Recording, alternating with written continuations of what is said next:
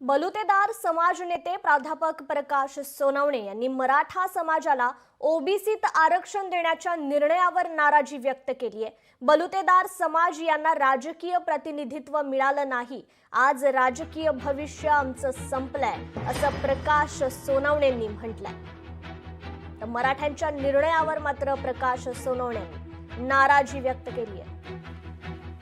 आमचा बलुतेदार हा गावगाड्याचा चालवणारा समाज आहे, तो अत्यंत दुःखी झाला आहे। तो काहीच बोलू शकत नाही का, तो काही जरी बोलायला गेला तर आज गावामध्ये त्याच्यावर हल्ला होईल, त्याची घरं जाळली जातील म्हणून तो बोलत नाही। माळी, धनगर, वंजारी ही ताकदीची माणसं आहेत म्हणून हाके असतील, भुजबळ साहेब असतील किंवा धनगर समाज इतर मंडळी असतील, वंजारी समाजाचे लोक असतील, ते ओपनली बोलतायत, पण आमची मंडळी बोलू शकत नाही। हे अत्यंत दुःख आहे। सरकार हे सगळ्यांचं असतं, सरकार हे सगळ्यांचं मायबाप असतं आणि म्हणून या मायबाप सरकारनं आपलीच माणसं आहेत, आपण सत्तेत आहोत म्हणून आपण आपल्या लोकांना आपण त्यांनी शक्ती दाखवली म्हणून द्यायचं हे अत्यंत चुकीचं आहे। चुकीचं केलं हे पाप आहे।